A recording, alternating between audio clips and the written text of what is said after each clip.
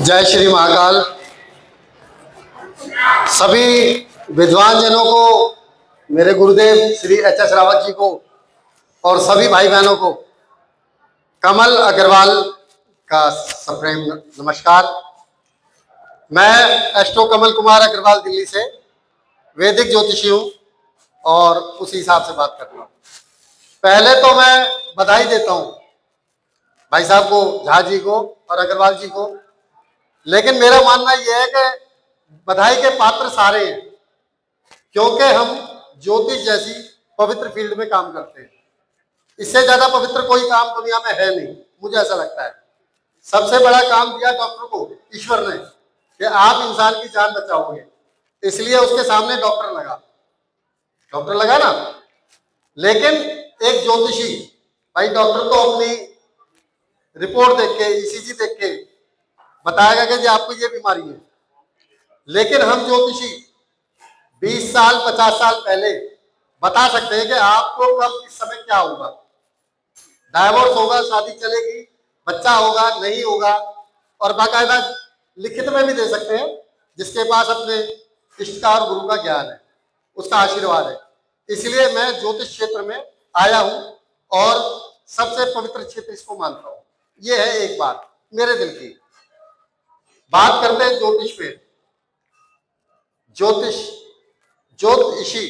ज्योतिषी वो होता है जो अंधेरे में ज्योति जला दे। कोशिश करते हैं थोड़ी सी, वैसे बड़े बड़े विद्वान बैठे हैं। ज्योतिष में एक विधि है अष्टक वर्ग। बहुत सारे जो नए भाई बहन हैं वो तो शायद हो सकता है ना भी जानते हो, वैसे विद्वान है उनको सभी को पता है। अगर हमारे पास लगन कुंडली, चंद्र कुंडली, दशा महादशा और अष्टक वर्ग है, कितना भी अनजान आदमी है अगर अष्टक वर्ग सीख गया तो मुझे लगता है कि वो बहुत जल्दी निपुण हो जाएगा, ऐसा मुझे लगता है।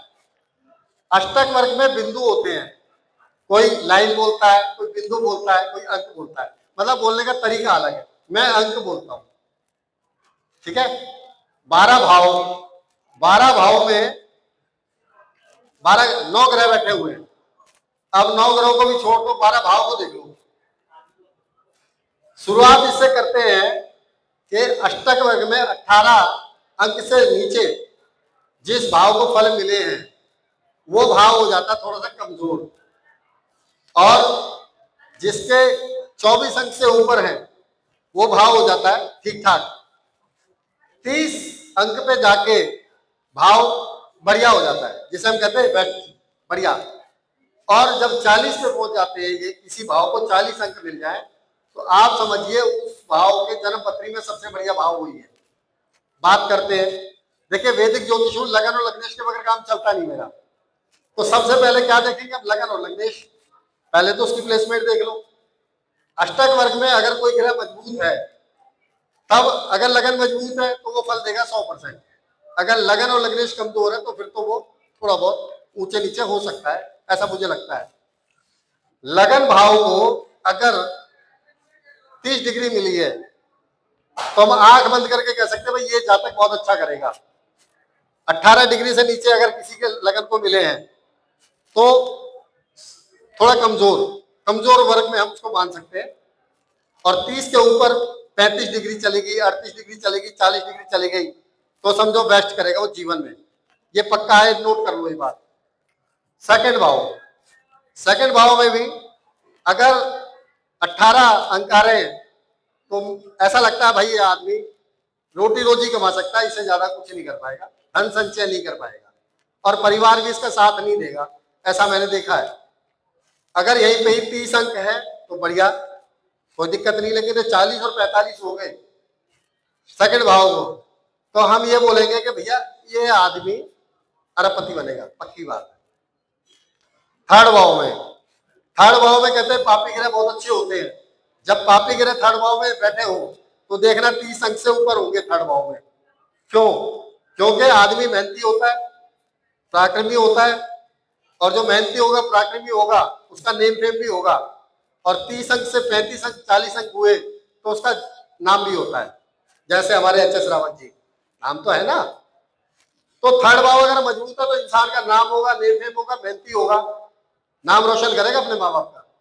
18 है तो फिर बहन भाई भी लड़ते रहेंगे आपस में, होता कुछ नहीं है, वो अपने बहन भाइयों में ही उलझा रहता है।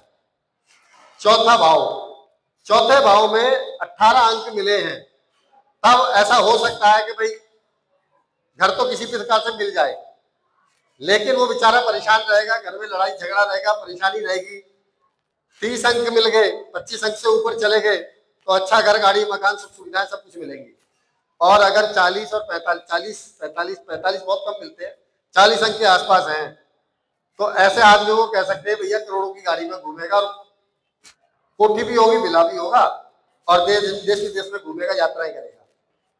पांचवा घर, वैसे पांचवें घर को कम अंक देखे जाए ज्यादातर, लेकिन पांचवें भाव की एक खासियत मैं आपको बता दूं कि यहाँ 18 अंक भी मिलते हैं, जहां तक बहुत बड़ा पढ़ा लिखा हो तो भी, लेकिन 30 अंक से ऊपर चले गए आदमी, भले अंगूठा छाप है, ज्ञान बहुत अच्छा होगा, ध्यान रखना, बहुत बढ़िया ज्ञान होता है ऐसे आदमी को, जिसके पंचम भाव में 30 अंक से ऊपर चले गए, 30, 32, 35 चले गए। 18 से नीचे भले कितना पढ़ा लिखा हो, पढ़ा लिखा समझदार कह सकते हैं, लेकिन मेरे हिसाब से ज्यादा उचित नहीं है। संतान के लिए भी थोड़ा सा कष्टकारी है 18 अंक, 18 हो गया, 17 हो गया, लेकिन अगर 30 अंक है तो विद्या, बुद्धि, संतान सब कुछ मिलेगी। छठा भाव, छठा भाव मुझे ऐसा लगता है कमजोर होना चाहिए। छठा भाव अगर मजबूत हो गया और लगन कमजोर हो गई, तब तो आदमी परेशान ही रहेगा जीवन में। क्यों? क्योंकि जातक का शरीर कमजोर है, शत्रु मजबूत हो गए, बीमारी मजबूत हो गई, परेशानी, आप खुद समझदार हैं। सातवां घर, सातवां घर अगर किसी का अष्टक वर्ग में मजबूत है, वैसे 18 अंक मिले हैं तो शादी भी बड़ी मुश्किल से होती है, किसी की लेट होती है, बहुत सारी जगह तो देखा होती नहीं है, लेकिन ज्यादातर हो जाती है, चलती नहीं है, दिक्कतें आती हैं। लेकिन 25 अंक, 30 अंक, 35 अंक मिले हैं तो जातक अपने स्पाउस को बहुत प्यार करता है। आप चेक करना, जिसके सप्तम भाव को 30 अंक से 35 अंक, 40 अंक मिले हैं, तो ऐसा जातक जो है वो व्यापार भी करता है, बिजनेस भी करता है। तो सातवां घर स्पाउस का है तो बिजनेस का भी है। तो इस तरीके से हमने देखा। आठवां घर, आठवें घर की एक खासियत है सर, अगर लगन मजबूत है तब तो आठवां घर सबसे बढ़िया फल देगा, क्योंकि ज्ञान यहीं से मिलता है। हम ज्योतिषी हैं, आप अपने अपने भाव को चेक करना, अष्टम भाव ही सबसे ज्यादा मजबूत मिलेगा हमारा। अष्टम भाव को अगर 30 अंक मिल गए, मेरे 32 है, अगर 30 मिल गए तो मुझे लगता है कि वो ज्योतिषी भी हो सकता है। अब हालांकि ज्योतिषी बनने के लिए बहुत सारी चीजें देखनी पड़ेंगी, लेकिन अगर 30 अंक, 18 अंक या 20 अंक है तो आदमी अप एंड डाउन लगा रहेगा जीवन में, और परेशानियां उसको जीवन पीछे नहीं छोड़ेंगी। 30 अंक के तो सामान्य जीवन है, उसे विरासत में ससुराल की प्रॉपर्टी भी मिलती है, ऐसा देखा है। और किसी मरे हुए व्यक्ति का अचानक धन मिल जाता है कि जी तुम्हारे तो वो चाचा थे, तुम्हारे लिए करोड़ों छोड़ गए, मजे आ गए।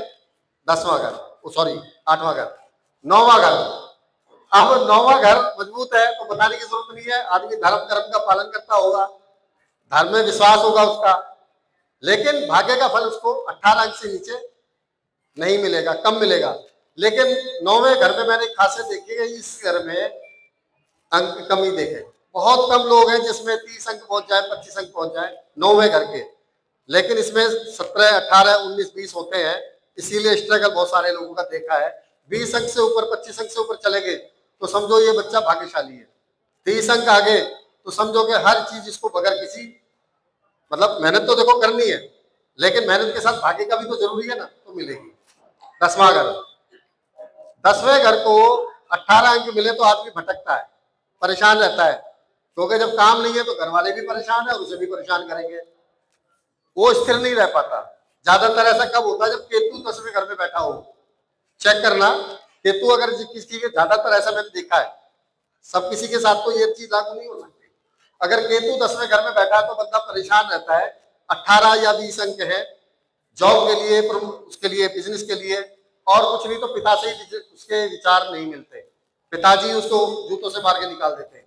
लेकिन अगर 25 अंक से ऊपर है, 30 अंक है, 35 अंक है, 40 अंक है, तो बहुत बड़ा बिजनेसमैन भी बनता है, या कोई बहुत बड़ा अफसर बनता है, IPS, IAS कलेक्टर। देखिए 10वां भाव जब तक मजबूत नहीं होगा, पहला घर और 10वां घर ये दो घर मजबूत है, तीसरा पाकिस्तान, तो सब कुछ मिलता है जीवन में, ऐसा मुझे लगता है। 11वां भाव, 11वें भाव में, अब 11वां का अब कहते हैं लाभ का है, लाभ का है ना सर, लेकिन 11वां घर इच्छाओं का है। अगर 11वें घर में 18 अंक से नीचे आ गए तो इंसान की कोई इच्छा पूरी नहीं होने वाली, ना संतान उसके काम की, ना बीवी उसके काम की, ना भाई उसके काम के, परेशानी रहेंगे, क्योंकि बड़ा भाई उसका सबसे बड़ा दुश्मन हो जाएगा। लेकिन